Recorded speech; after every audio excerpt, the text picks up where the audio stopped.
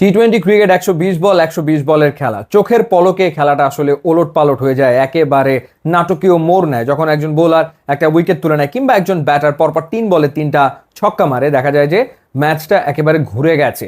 প্রত্যেকটা বল ইম্পর্টেন্ট এবং মহা গুরুত্বপূর্ণ হচ্ছে টিম কম্বিনেশন, কোন 11 জন আসলে মাঠে নামছে। সবশেষ 3টা টি-20 সিরিজে অর্থাৎ শ্রীলঙ্কা, পাকিস্তান, নেদারল্যান্ডসের বিপক্ষে বাংলাদেশ ভিন্ন ভিন্ন কম্বিনেশন আসলে ট্রাই করে দেখেছে। এবং আমার কাছে মনে হয় যে এশিয়া কাপের গ্রুপ পর্বের 3 ম্যাচেও বাংলাদেশ আসলে 3 রকমের কম্বিনেশন নিয়েই খেলবে। মোটামুটিভাবে 7টা স্পটে কারা খেলবে সেটা অনুমান করাই যাচ্ছে, কিন্তু 4টা স্পট নিয়ে টিম ম্যানেজমেন্টের ভাবনা চিন্তা রয়েছে। একেবারে শুরু থেকে যদি আমরা আলোচনা করি, ওপেনিংয়ে ডেফিনেটলি তানজিদ হাসান তামিম এবং পারভেজ হোসেন ইমন, এই দুজনকে নিয়ে তো কোনো রকমের কোনো সন্দেহ থাকার কথা নয়। নাম্বার 3-তে ক্যাপ্টেন লিটন কুমার দাস, তিনি ব্যাট করবেন। নাম্বার 4-এ খেলবেন কে? 3 অপশন এখানে রয়েছে। তাওহিদ হৃদয় আছেন, সাইফ হাসান রয়েছেন এবং চাইলে নুরুল হাসান সোহানকেও কিন্তু খেলানো যায় নাম্বার 4 পজিশনে। সাইফ হাসান একটা ভালো ইনিংস খেলেছেন নেদারল্যান্ডসের বিপক্ষে। তাওহিদ হৃদয় মোটামুটিভাবে এই পজিশনে খেলে এসছেন, কিন্তু কিছুটা ডেফিনেটলি নড়বড়ে। সুতরাং প্রথম ম্যাচে এগেনস্ট হংকং হয়তোবা নাম্বার 4 পজিশনে অন্য কাউকে ট্রাই করা হতে পারে, আইদার সাইফ হাসান অথবা নুরুল হাসান সোহান। নাম্বার 5 এবং নাম্বার 6 এই দুটো পজিশনে জাকের আলী অনিক রয়েছে এবং শামীম পাটোয়ারি রয়েছে, সেই দুইজন থাকবেন। এরপরে নাম্বার 7 পজিশনে শেখ মাহাদি তিনি থাকবেন। এখন 8 নাম্বার যে পজিশনটা, সেই জায়গাটাতে রিশাদ হোসেন অথবা নাসুম আহমেদ।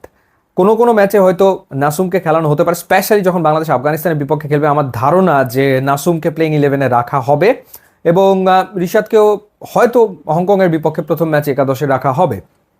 এরপর 3জন ফাস্ট বোলার, সেই জায়গাটাতে মুস্তাফিজুর রহমান এবং তাসকিন আহমেদ তারা থাকবেন। এবং আর একটা যে স্পট, সেখানে হয় মোহাম্মদ সাইফুদ্দিন থাকবেন অথবা থাকবেন তানজিম হাসান সাকিব। তো আমার কাছে মনে হয় যে হ্যাঁ, সাইফুদ্দিনের ব্যাটিং একটুখানি আগানো, তারপর তানজিম হাসান সাকিবের বোলিংটা আবার সাইফুদ্দিনের বোলিংয়ের চেয়ে আমার কাছে মনে হয় খানিকটা আগানো। সেই জায়গাটাতে তানজিম হাসান সাকিবকে হয়তোবা বিবেচনা করা হতে পারে ফার্স্ট ম্যাচে। সো এইভাবে প্লেইং 11টা ঠিক করা হবে। সো দেখা যাক শেষ পর্যন্ত টিম ম্যানেজমেন্ট আসলে কিভাবে করে একাদশটা নির্ধারণ করে। আবার এটাও ঠিক যে কন্ডিশন বিবেচনায় নিলে সেখানে স্পিনাররা তুলনামূলক একটু বেটার করতে পারে। সেই ক্ষেত্রে হয়তো রিশাদ এবং নাসুম দুজনকেই হয়তো টিম ম্যানেজমেন্ট চিন্তা করতে পারে। যাই করুক না কেন, মোটামুটি বাংলাদেশ দলটা এখন এরকম যে এখানে 8 জন মোটামুটি ব্যাট করতে পারে, অলরাউন্ডারের সংখ্যা বেশি থাকার কারণে। এবং বোলিং অপশনের ক্ষেত্রে ক্যাপ্টেনের হাতে সবসময় 6টা বোলিং অপশন থাকছে। আমরা লাস্ট যে সিরিজগুলো জিতেছি সেখানে আমরা সেটাই দেখেছি। অর্থাৎ বাংলাদেশ এখন যে অ্যাপ্রোচে টি-20 খেলছে, তাতে করে 8 জন ব্যাটিং করতে পারে এবং বোলিং অপশন 6টা আসলে থাকছে। সো দেখা যাক শেষমেশ প্রথম ম্যাচে বাংলাদেশ কি ধরনের প্লেইং 11 নিয়ে নামে। আপনার মতামত অবশ্যই জানাবেন। ইউটিউব, ইনস্টাগ্রাম লিঙ্ক দেওয়া আছে, যোগ দিলে খুবই খুশি হব। And thanks for watching.